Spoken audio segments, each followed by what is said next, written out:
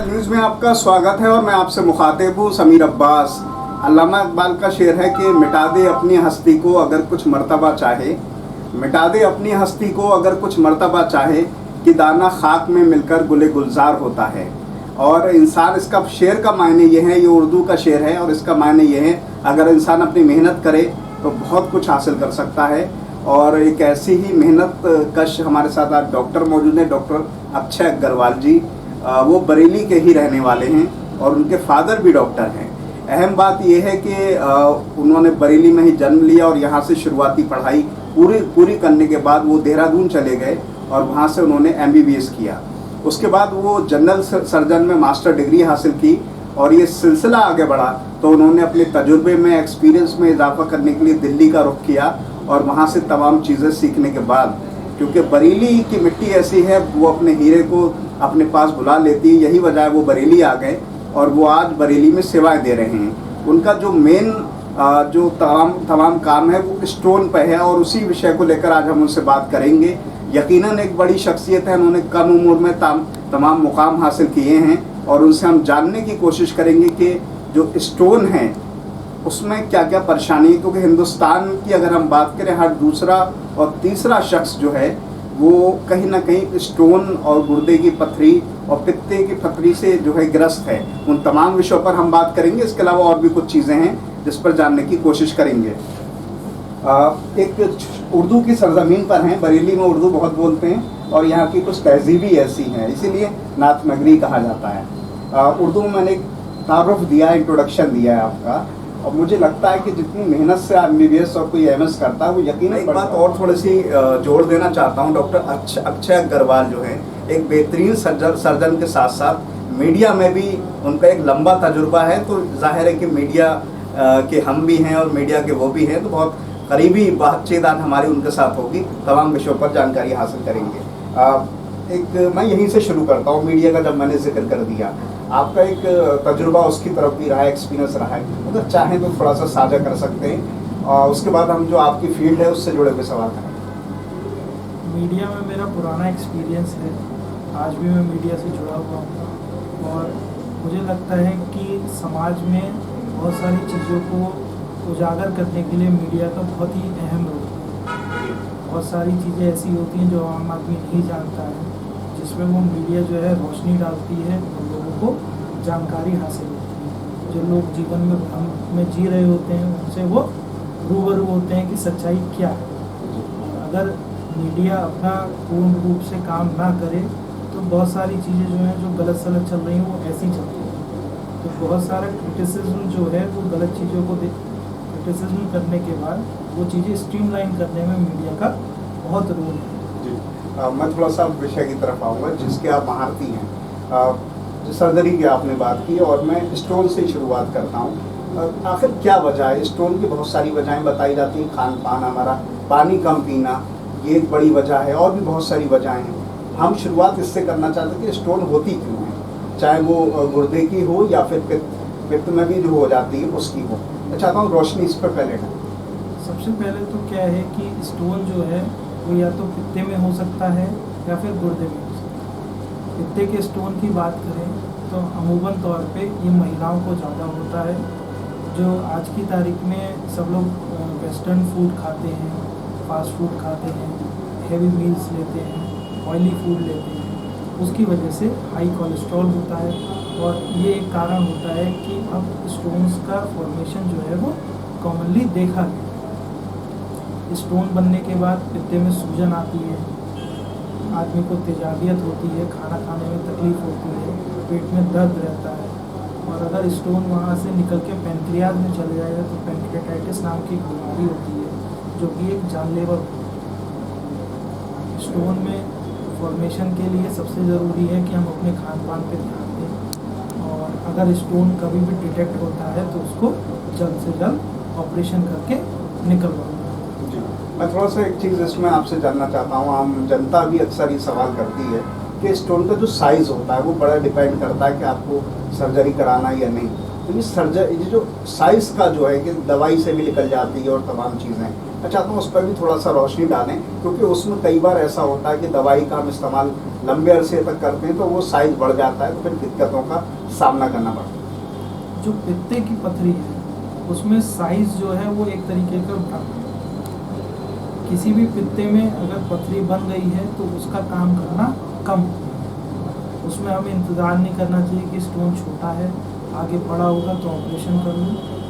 सबसे बड़ी चीज़ है कि स्टोन के कॉम्प्लिकेशन होने से पहले उसको निकलवा दो, पित्ते को निकलवा दो, स्टोन से निजात पाए।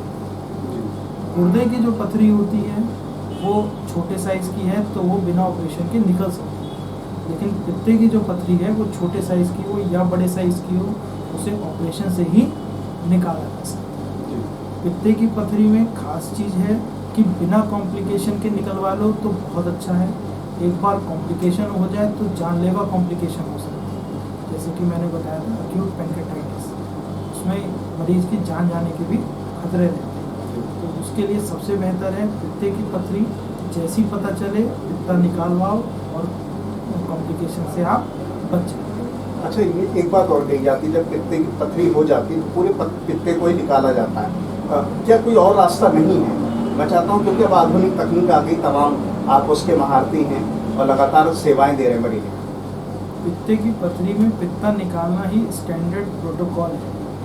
आज से कई 100 साल पहले जब पित्ते में पथरी होती थी तो पित्ते को काट के उसमें से पथरी निकाल दी जाती थी और पित्ता वापस बंद कर दिया जाता था। लेकिन आज की तारीख में जो स्टैंडर्ड प्रोटोकॉल है, अगर पित्ते की पथरी है तो पित्ते को निकालना है। बस फ़र्क ये है कि उसे आपको बड़े चीरे से निकालना है या छोटे चीरे से निकालना है, दूरबीन विधि से निकालना है या नहीं निकालना है। दूरबीन विधि फायदेमंद है, इसलिए दूरबीन विधि से पित्ता निकाला जाता है।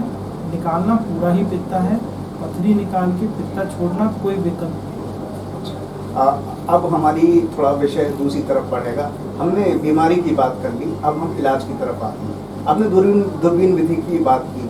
दूरबीन विधि में लगातार नई नई चीज़ें आ रही हैं, किस तरह से पूरा इस्तेमाल होता है? और मैं चाहता हूँ गुर्दे की पथरी और पित्ते की पथरी दोनों का जो दूरबीन विधि से इलाज होता है, कितना टाइम लगता है, क्या प्रोसेस है, मोटा मोटी अगर चाहें थोड़ा सा बताएं।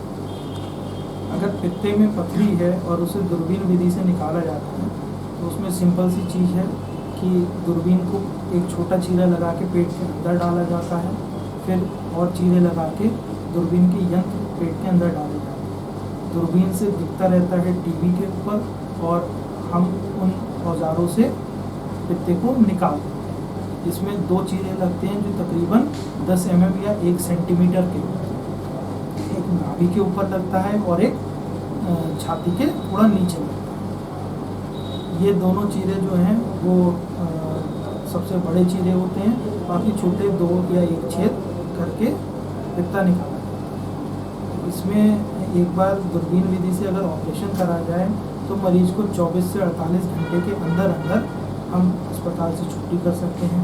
मरीज के छोटे से चीरे जो होते हैं उसमें इतना दर्द नहीं होता, मरीज का चलने फिरने में या कुछ ऐसा हल्का फुल्का काम करने में कोई मनाही नहीं रहती।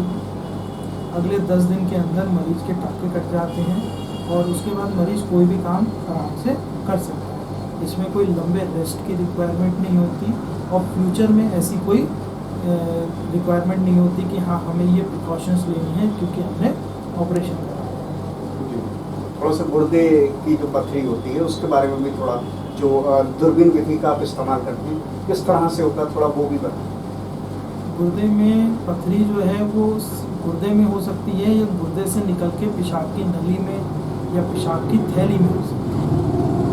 आमतौर पर पथरी गुर्दे में बनती है और जब छोटी होती है तो वो पेशाब के रास्ते वो नीचे सरक जाती है। यदि एक बार पेशाब की थैली में या पेशाब की नली में दूरबीन होती है, पथरी होती है, तो एक दूरबीन जो है हम वो पेशाब के रास्ते में डालते हैं जिसमें कोई चीरा नहीं लगता है और उस पथरी को वहाँ पे तोड़ के निकाल दिया जाता है। ये चीरा रहित सर्जरी होती है।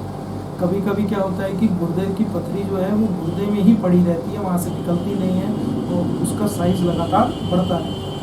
थोड़े समय बाद वो इतनी बड़ी हो जाती है कि वो नली से निकलनी संभव नहीं होती। तो ऐसे में तकरीबन हम एक छोटा चीरा 10 mm का लगा के कमर की तरफ, पीठ की तरफ एक चीरा लगा के दूरबीन डाल के उस पथरी को वहाँ से तोड़ के निकाल। बस एक सवाल और मैं आपकी फील्ड से करना चाहता हूँ। जो आजकल हमारा खान पान है और हमारी ज़िंदगी फास्ट हो गई है, इसी की वजह से हम फास्ट फूड बहुत इस्तेमाल करने लगे हैं। मैं किसी पे टिप्पणी नहीं कर रहा हूँ व्यक्तिगत, लेकिन मैं चाहता हूँ जो लोग खाते हैं, जो लोग इस्तेमाल करते हैं, उनको भी एक अच्छा मैसेज और एक पैगाम जाए, क्योंकि जिस तरह का वो खाना खा रहे हैं उससे ज़बरदस्त नुकसान हो रहा है। मैं चाहता हूँ उस पर रोशनी ज़रूर करें। सबसे इम्पोर्टेंट है कि हम फास्ट फूड में जो हमारा डाइटरी हैबिट्स हैं उसमें फास्ट फूड का इस्तेमाल थोड़ा कम रखें। जो ऑयली चीज़ें हैं उसको कम इस्तेमाल करें, क्योंकि जब हम ऑयल पहले खाया करते थे तो वर्कआउट ज़्यादा होता था, तो ऑयल जो है वो बॉडी कंज्यूम करती है। आज की तारीख में वर्कआउट होता नहीं है, फिजिकल एक्टिविटी रिड्यूस हो, वेस्टर्नाइजेशन के साथ फिजिकल एक्टिविटी रिड्यूस हुई है और कोलेस्ट्रॉल इंटेक जो है वो ज़्यादा बढ़ गई है। तो इसको हमें बैलेंस करना पड़ेगा, जिससे कि हमें पित्ते की पथरी से सामना ना करना।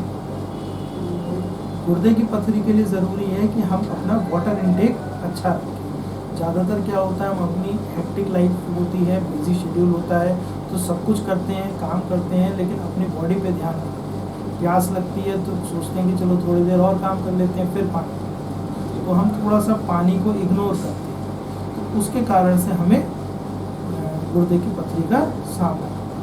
जी, बस एक आखिरी सवाल और है जो आपकी फील्ड से जुड़ा हुआ नहीं है, इससे हटके। आप सर्जन हैं और एक कामयाब सर्जन है। कम वक्त में ही आपने बरेली में एक अच्छा नाम अपना पैदा किया, नाम बनाया है।